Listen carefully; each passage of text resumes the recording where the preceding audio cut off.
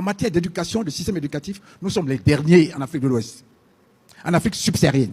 En matière de santé, on a mal investi. Nous sommes les derniers en Afrique subsaharienne. C'est pas moi qui le dis, c'est le BND qui le dit. Oui. Dans tout le discours du ministre, il n'a pas indiqué la période de remboursement de la dette. Depuis plus de 10 ans, moi je n'ai pas vu un seul centre de santé qui a été construit dans les grandes 4 sous-préfectures. Rien. Le centre de santé de mon village, excusez-moi du 2, c'est moi qui, avec notre mutuelle, avec le président de l'Union, on l'a conçu et on l'a donné à l'État depuis 2006.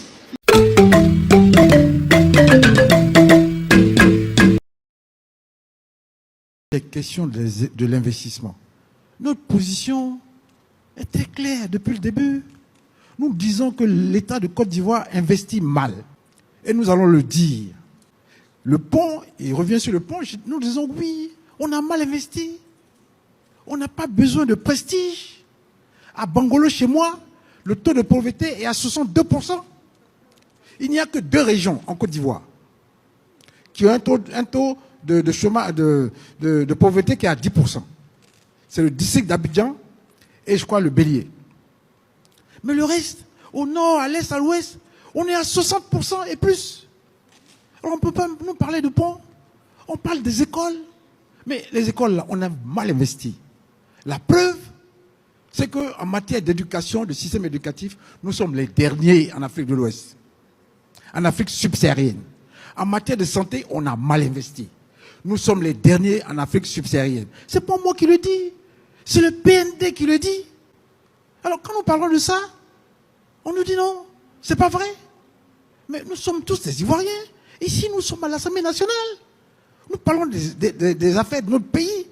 On a enlevé nos casquettes politiques, là. Nous parlons des questions qui concernent la nation. L'électricité, on n'a pas besoin de faire de l'électricité. S'il y a des gens qui se satisfont de faire de l'électricité, moi, chez moi, je ne me satisfais pas de faire de l'électricité. Quand Oufo-Boigny faisait ici l'électricité dans nos villages, il ne fêtait pas. La délégation qui se déplace là, pour aller faire les fêtes de l'eau là, elle dépense plus d'argent que nos parents en ont besoin. Je voudrais vraiment être sincère avec les ministères du gouvernement sur cette question. Ensuite, nous avons des raisons d'être inquiets. Nos collègues l'ont dit tout à l'heure, les indicateurs dont on parle. L'État lui-même, j'ai le document ici, projet de loi 2024, il dit nous allons faire le reprofilage de la dette.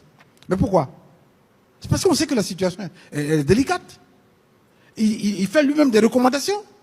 Mais c'est de ça que nous parlons. Et ce que nous disons, c'est que ces recommandations-là, nous voulons qu'elles soient encadrées, elles soient prises en compte dans la loi que nous sommes en train d'élaborer. Pour nous permettre ensemble de garantir et que ce ne soit pas un vœu pieux. Voilà, Monsieur le Président, ce que nous disons. Et je maintiens, le ministère du gouvernement connaît notre attitude sur la question. Il ne faut pas que chaque fois qu'on intervient, que le gouvernement pense que c'est parce qu'il y a des intérêts politiques. Nous sommes au-delà des intérêts politiques. Il s'agit de la Côte d'Ivoire. Et la vérité, moi j'ai lu le rapport de Moody's.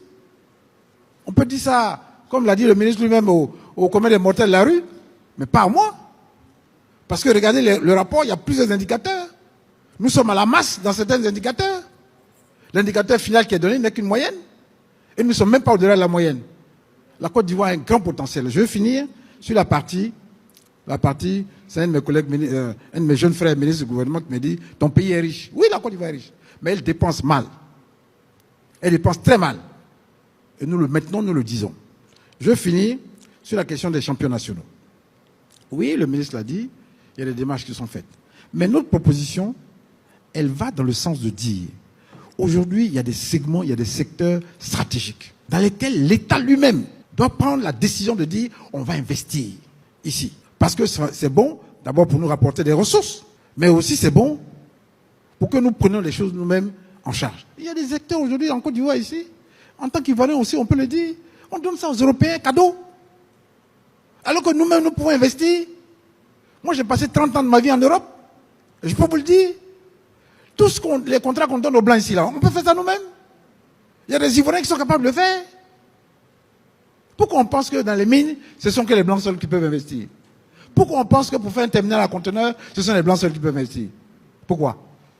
Ce que nous disons, mettons de l'argent de côté, encadrons nos propres compatriotes pour faire les secteurs stratégiques, pour faire l'ANACAD. Mais de grâce, on n'a pas besoin d'investisseurs étrangers. C'est quoi le processus là? Il y a quoi de secret pour casser une graine d'anacade? Chers collègues, je voulais finir là-dessus et vous remercier. Merci beaucoup.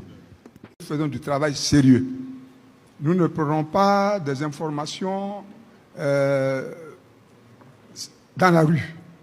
Parce que quand le ministre dit il y a les réseaux sociaux qui disent beaucoup de choses. Mais non, les données qu'on a communiquées, et le ministre Nyokonté intervenant, qu'il semble ne pas reconnaître, nous les avons pris dans les documents ici, dans les documents sur les risques, voilà. C'est l'annexe 11. Voilà, les choses ils sont ici. Alors quand le ministre dit, oui, les réseaux sociaux disent beaucoup de choses, mais des députés du PDCI-RDA, j'ai dit même des députés ivoiriens, sérieux comme nous sommes, nous ne pouvons pas nous permettre d'analyser un projet de loi en prenant des données dans les réseaux sociaux, sur les réseaux sociaux. Le ministre, dans sa réponse, s'est interrogé sur l'origine des indicateurs que nous avions donnés dans d'autres déclarations. En réalité, ce sont des chiffres qui sont contenus dans les documents fournis par le ministère lui-même. Je suis député de Oragayo, de 4 grandes sous-préfectures. 4 grandes sous-préfectures pour un seul député. Et je sillonne les villages. Quand j'écoute un tel discours, un tel développement, je me dis que peut-être que c'est dans un autre monde où on se trouve.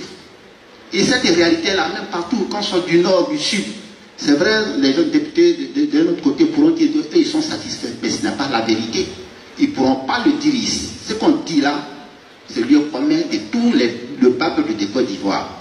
Alors, ce que je veux dire, monsieur le ministre, le pont, c'est bien, mais le pont, c'est en Côte d'Ivoire. Et la Côte d'Ivoire, c'est un pays. Chers collègues, Oui. vous êtes un ancien député. Ah, monsieur le président, plutôt, voilà. Donc, monsieur le président, le pont, c'est à Abidjan. Mais Abidjan, c'est en Côte d'Ivoire, la Côte d'Ivoire, c'est un pays. On nous a dit tout à l'heure qu'il y a eu des centres de santé qui ont été construits. Moi, j'ai été maire de Oragayo, je suis député. Depuis plus de 10 ans, moi, je n'ai pas vu un seul centre de santé qui a été construit dans les grandes 4 sous-préfectures. Rien. Le centre de santé de mon village, excusez-moi du peu, c'est moi qui, avec notre mutuelle, en tant que président de maison, on l'a conçu et on l'a donné à l'État depuis 2006. Les lits et autres qu'on a mis dedans, ce sont ces lits-là qui sont encore rien. Il faut éviter, Monsieur le Président, de nous dire que la Côte d'Ivoire a fait un miracle. Je voudrais rappeler qu'en 1977, on nous avait dit aussi qu'Houphouët-Boigny, le président Houphouët-Boigny avait fait du miracle. Et que notre pays faisait partie des pays à revenus intermédiaires. Mais il a fallu un premier choc, la chute du cacao, du prix du cacao, pour que nous retombions dans un plan d'ajustement structurel qui nous a amené jusqu'à la dévaluation. Quand on entend le ministre parler, c'est de très belles paroles, mais qui contrastent avec la réalité de notre pays. Dans tout le discours du ministre, il n'a pas indiqué la période de remboursement de la dette. On paye ça quand? Le président du groupe parlementaire PDCI a parlé de champions nationaux. C'est important, c'est ça qui accompagne l'économie dans un pays. Aujourd'hui, notre économie est entre les mains des étrangers. Quand on prend le secteur de l'immobilier, c'est aux mains des Libanais. Quand on prend le secteur de la santé même, c'est encore aux mains des Libanais. Comment peut-on construire un pays dont l'économie est détenue à 80% par des étrangers? Le président a dit qu'on a construit des hôpitaux, des salles de classe, même monsieur le ministre de Grâce. Le maire est Dimokro, peut-être à Dimokro, cette réalité est réelle. Mais chez nous, ce n'est pas le cas. Fakoubi compte 90 000 habitants pour 3 médecins. Pour 3 médecins, faites le ratio. Fakoubi n'a pas d'hôpital général, c'est un département. Pour faire les simples soins de santé, pour faire les simples de sang, il faut aller à Mans. Monsieur le Président, quand on parle de la Côte d'Ivoire, de grâce, revenons à ce qui est réel. Parce que c'est ensemble que nous allons construire la Côte d'Ivoire, c'est ensemble, c'est par nos idées communes qu'on peut contribuer à construire la Côte d'Ivoire. Nous disons effectivement que le gouvernement investit mal. Il y a le pont, mais on est en train de faire un immeuble à plus de 1000 milliards. Ça aussi, ça répond à quoi? Voilà, c'est du prestige. Et on n'a pas besoin de ça pour le moment. Donc ça, c'est une donnée. Parce que le ministre a parlé de taux de pauvreté qui était plus de la moitié de la population en 2000. Mais souvent, je suis surpris et étonné quand j'entends des membres du gouvernement faire des déclarations. Et tout à l'heure, j'ai entendu la situation dans laquelle le pays était en 2010, 2011, et puis on se retrouve. Mais la crise là ne date pas de 2010. Elle date de 2002. Ou bien on pense que la situation dans laquelle le pays était de 2002 à 2010 était une situation propice à la réduction de la pauvreté et à l'investissement. Le pays a connu une histoire, il ne faut pas la masquer. La crise là, armée, elle a commencé ici en Côte d'Ivoire en 2002. C'est une situation qui a plombé le développement de la Côte d'Ivoire. Il faut le relever aussi. Il ne faut pas dire oui, on était en 2010. Ah non, la crise n'a pas commencé en 2010. Ça aussi, il faut le relever. C'est vrai, le ministre l'a dit tout à l'heure, dans l'exposé des motifs, faisant référence à l'arrêté du 1er juin 2015, où l'autorisation du ministre des Finances ou du budget est nécessaire pour les endettements des démembrements de l'État. Moi, je pense que pour la transparence, il faut que nous allions vers la ratification des accords de prêt par la loi, c'est-à-dire par le Parlement, au lieu de le faire aujourd'hui par décret.